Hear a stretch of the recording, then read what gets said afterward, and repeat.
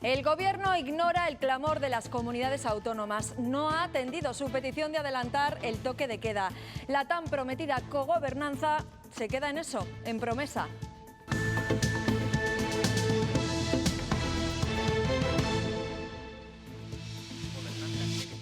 El ministro de Sanidad se justifica en que las comunidades cuentan aún con margen de maniobra para seguir endureciendo las restricciones sin modificar el decreto del estado de alarma. Buenos días. La reacción de Castilla y León, se pueden imaginar, no ha sido buena. La consejera de Sanidad acusa al Gobierno de no tomar decisiones. Y mientras, la comunidad registra su récord de contagios en toda la pandemia. Casi 3.000 casos más en un solo día. Somos la segunda comunidad con la peor incidencia a 7 días. Los cribados siguen extendiéndose a más zonas.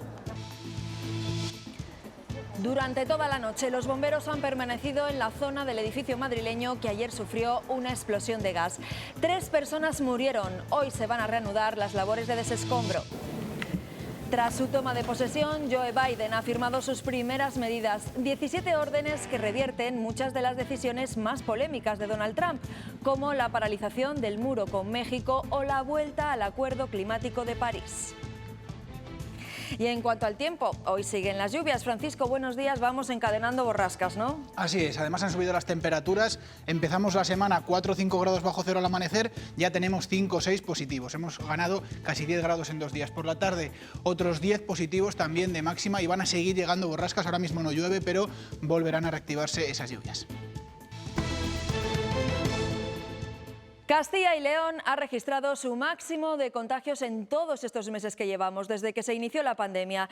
En un solo día hemos rozado los 3.000 casos, son 2.981, con 3 provincias registrando más de 500 positivos, León, Salamanca y Valladolid.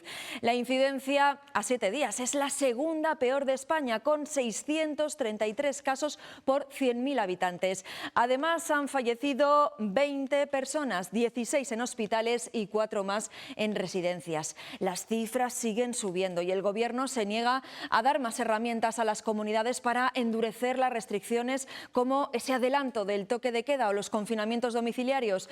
Dice el ministro Illa que con lo que hay es suficiente para hacer frente a la tercera ola. La consejera de Sanidad cree que el Gobierno central no está tomando las decisiones que se necesitan. Si yo estoy satisfecha con esta reunión, pues les diré que no. Y no podemos no tomar decisiones o no ser lo más drásticos posibles. Queremos una rapidez en la respuesta, porque el día que perdemos es un día en el que están pasando muchas cosas en nuestro sistema sanitario. ¿En qué consiste realmente la cogobernanza? A pesar de reconocer que lo que queda de enero serán días complicados y que la incidencia de la tercera ola es muy alta, el Gobierno sigue en sus 13. No se trata tanto de añadir muchas más medidas de golpe, sino de aplicar bien las que hemos adoptado y esperar los días necesarios para evaluar los resultados de las mismas. 9 comunidades han pedido explícitamente en el Consejo Interterritorial de Sanidad adelantar el toque de queda, como ha hecho Castilla y León, una medida a examen. Vamos a seguir estudiando en el sentido de que pueden provocar en ciudades grandes, sobre todo, la concentración de ciertas actividades en una hora, cuando lo que queremos muchas veces es que se espacien en el transcurso de las distintas franjas horarias. La mayoría reclaman más medidas que las que contempla el actual decreto del estado de alarma y el ministro mantiene su negativa hasta que haya acuerdo. Vamos a seguir trabajando en ellas y en cuanto haya los consensos suficientes vamos a proponer que se adopten estas medidas. El Gobierno cree que si con las actuales medidas doblegaron la segunda ola, también se podrá con la tercera y se aferra al escudo que proporcionará la vacunación. Entre quienes respaldan la decisión de la Junta de adelantar el toque de queda está el que fuera directivo de la Organización Mundial de la Salud, Rafael Bengoa. Anoche en el programa Cuestión de Prioridades, Bengoa apostó por un confinamiento severo de 3 o 4 semanas y puso en duda el papel de la justicia en conflictos políticos como el que mantiene el Ministerio de Sanidad con la Junta.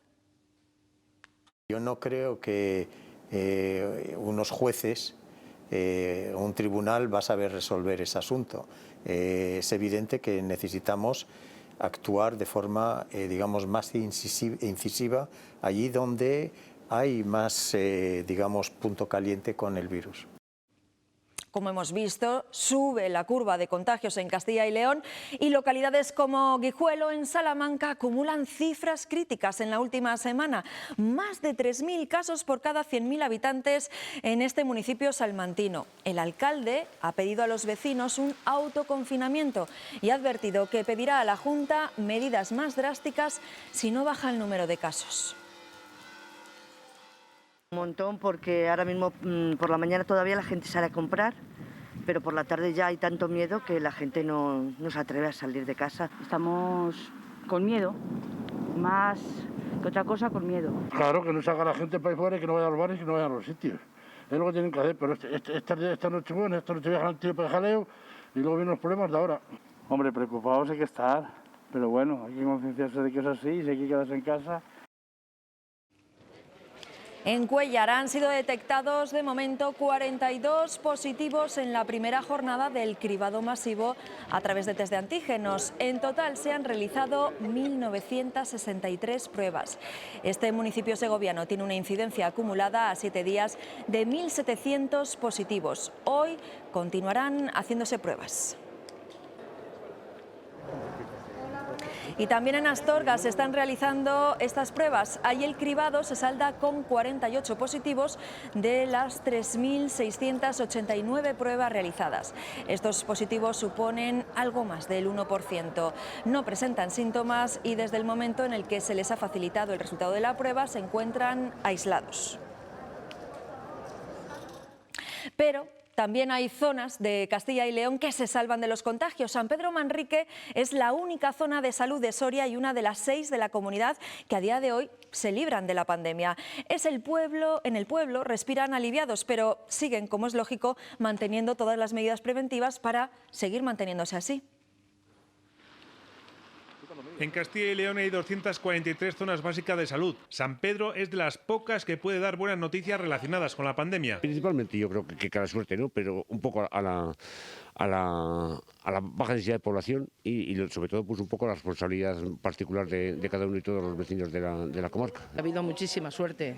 Y a lo mejor si hiciesen pruebas o algo, pues resultaría que saldría muchísima más gente de la que pensamos. Pero por ahora estamos muy bien. Todavía con los efectos de las nevadas, las calles de esta localidad están prácticamente vacías. Únicamente en la Plaza de la Cosa se ve algo de actividad alrededor del bar. A lo largo de este tiempo la precaución ha sido máxima. Yo tengo a mi padre que es muy mayor, con fibrosis. Y yo llevaré a Soria sin ir. Bueno, fui en abril que tenía médico de pies y no he vuelto a ir en todo el tiempo, desde marzo. Las residencias de ancianos son puntos delicados en la pandemia. La de esta localidad es una excepción. Ni un caso desde el comienzo de la crisis. Aún así, tocan madera. Y en España, el pico de contagios de esta tercera ola marca también un nuevo máximo. Son 41.576 nuevos casos, la cifra diaria más alta de toda la pandemia. La incidencia acumulada continúa subiendo y es de 736. En las últimas horas, además, se han comunicado 464 fallecidos. Y ya sabemos cuál será el siguiente grupo de vacunación contra la COVID, los mayores de 80 años que viven fuera de las residencias. Así lo ha anunciado el ministro de Sanidad, Salvador Illa. También ha recordado que se ha alcanzado en España el 1 millón de vacunados ya contra la COVID-19 tras más de 3 semanas de campaña y vamos camino de cumplir el objetivo marcado por Europa. 80% final de marzo del personal sanitario de las residencias de mayores vacunadas, objetivo para Europa, y 80% de la población europea, objetivo para Europa a final de verano, coincidentes con nuestro objetivo de tener la primera etapa cubierta en marzo. Las irregularidades en la campaña de vacunación en Murcia han acabado por costarle el cargo al consejero de Salud. Manuel Villegas dimitía horas después de asegurar que no lo haría. La presión por parte del socio de gobierno del PP, de Ciudadanos, en esa comunidad ha podido más. Con la voz entrecortada junto al presidente de Murcia, así ha anunciado su adiós. Créanme si les digo que me hubiese gustado irme habiendo terminado la pandemia, pero con tanto ruido esto es imposible. El consejero de Salud murciano dimite, pese a que horas antes lo había descartado. Su actuación ha sido intachable. Así lo ha defendido en su despedida el presidente murciano, para quien su ya ex consejero ha sido un ejemplo de entrega y de integridad.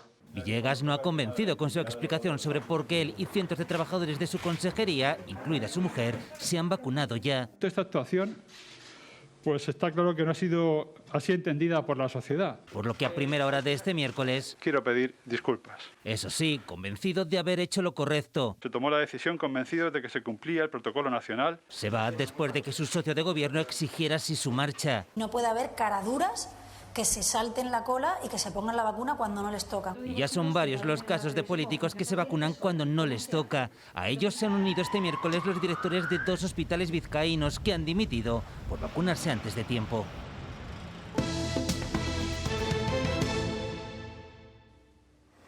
La noche ha sido larga en la calle Toledo de Madrid. Un retén de bomberos ha permanecido allí vigilando el edificio que sufrió ayer una explosión de gas.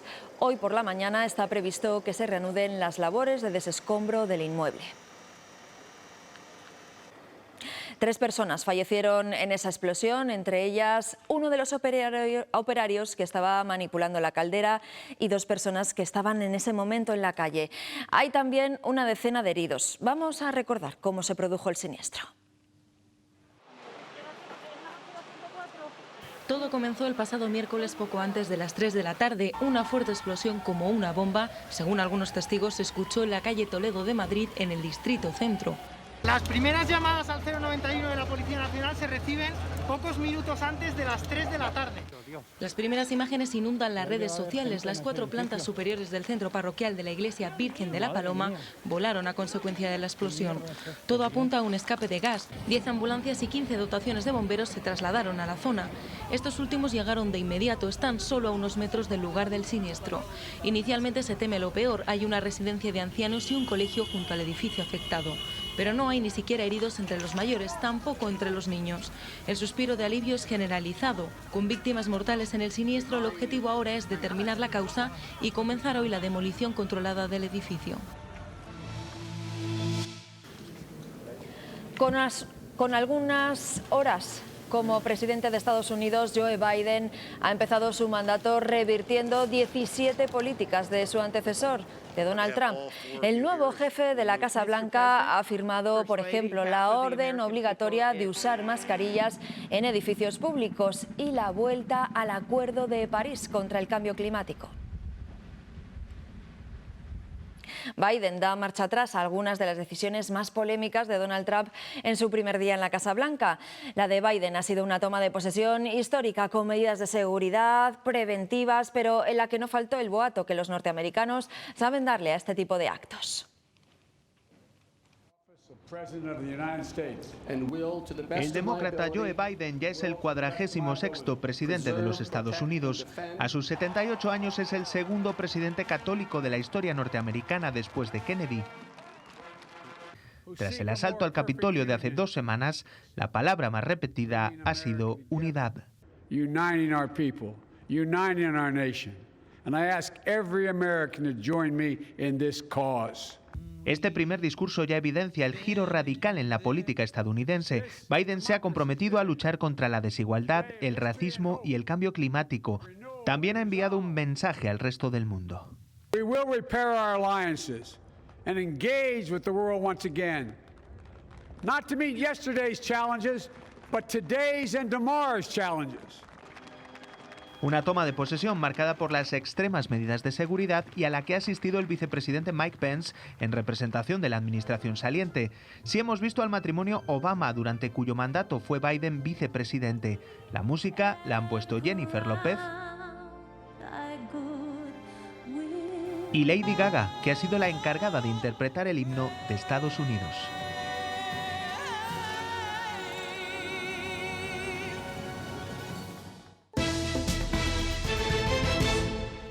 Dentro de unas semanas los sanitarios se presentarán a una oposición. Aún no había fecha fija para un proceso que debería haberse celebrado el año pasado.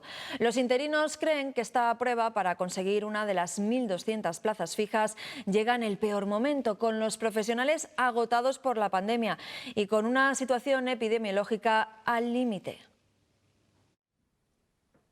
Ángela estudia para una oposición que cree que llega en el peor momento, en plena tercera ola y con los sanitarios agotados.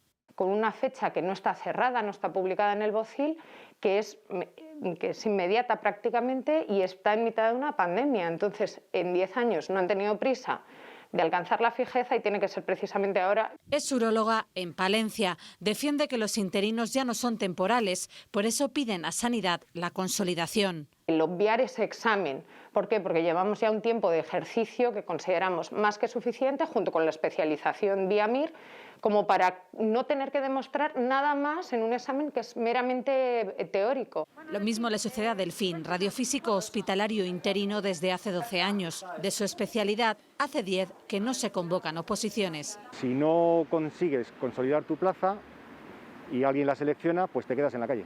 En Castilla y León hay miles de profesionales sanitarios interinos, el 50% de las plantillas en algunos servicios. Se le contrata para desarrollar un trabajo temporal o algo urgente. Y ninguno de los que estamos ni como temporales ni como urgentes. Son plazas realmente estructurales, todas ellas. Serán muchos aspirantes para 1.200 plazas. Algunas comunidades ya han aplazado la convocatoria. Aquí llegarán profesionales de toda España. Los científicos alertan de un nuevo síntoma del coronavirus, una alteración del estado de la lengua llamado lengua saburral. Reino Unido ha sido el país que ha publicado la alerta, aunque un médico de Soria ya lo detectó el pasado verano. Un 25% de los pacientes positivos ha sufrido esta infección en los primeros días del contagio. La lengua saburral, conocida también como lengua COVID, es un engrosamiento de este músculo de la boca, una infección que tiñe la lengua de un color amarillento. No es doloroso y no tiene tratamiento, aunque desaparece por sí solo en un plazo de 7 a 20 días. Es un síntoma más de coronavirus y se sufre al inicio de la enfermedad. Como si te hubieran pasado una espátula con mostaza por encima de la lengua y una hipertrofia, como un agrandamiento de las papilas gustativas. En Reino Unido alertan ahora de este nuevo signo, pero el doctor Ruiz Liso ya lo detectó entre mayo y junio del año pasado, en plena realización del estudio sobre el impacto del COVID entre la población soriana. Él mismo lo padeció. Por experiencia personal, sabía que este era uno de los signos que había y lo puse en la encuesta. Y a la encuesta me respondieron el 25% de los 1.205 sorianos que contestaron diciendo que lo habían padecido. En concreto, en Soria han padecido esta lengua cartonada 309 personas, 210 mujeres y 99 hombres. En todos los casos fueron pacientes con sintomatología leve y pasaron la enfermedad en casa. Con el adelanto del toque de queda, muchos propietarios de perros tienen dudas de si pueden salir a pasearlos a partir de las 8 de la tarde. Algunos ayuntamientos han anunciado que no van a multar a quienes tengan que hacerlo entre las 8 y las 10, siempre que sea por una causa justificada. Palencia, Alba Míguez. El Ayuntamiento de Palencia va a permitir que los dueños de las mascotas puedan pasearlas saltándose el toque de queda, aunque con restricciones. Tiene que haber un motivo laboral justificado, es decir, que ya hayamos llegado tarde de trabajar y no hayamos podido pasearles antes. Además, se pide que ese paseo sea preferentemente antes de las 10 de la noche y sin alejarse demasiado del domicilio.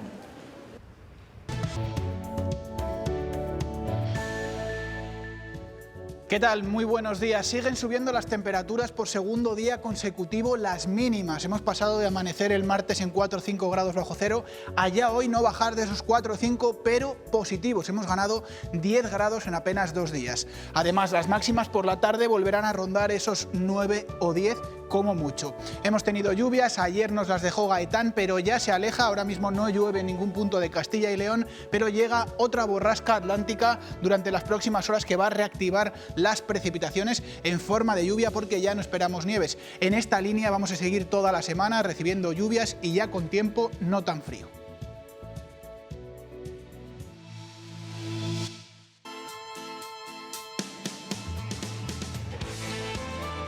Es la nueva canción de Celtas Cortos, se titula Adiós Presidente y se la han dedicado a Donald Trump. Es una crítica general a la clase política. Celtas Cortos publicará un tema nuevo cada mes. Su único concierto previsto será el 13 de febrero en Salamanca.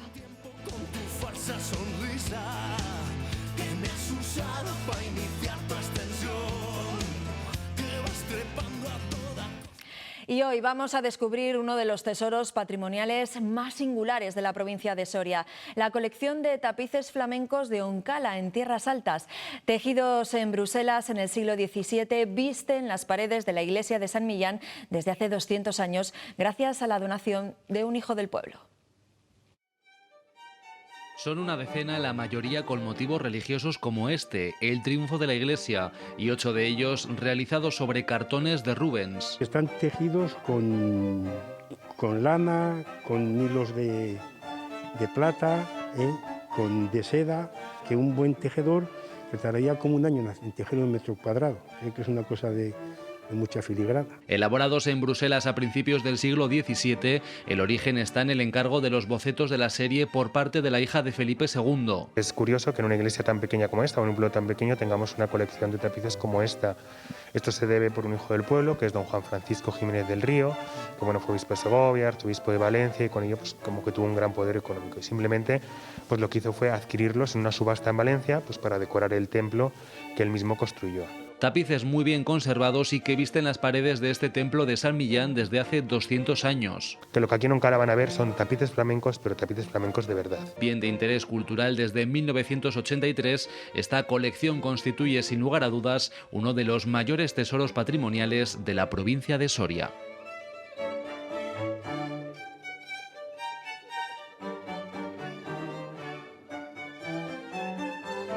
Nos vamos, pero regresamos en unos minutos tras una pausa para la publicidad. Hasta ahora.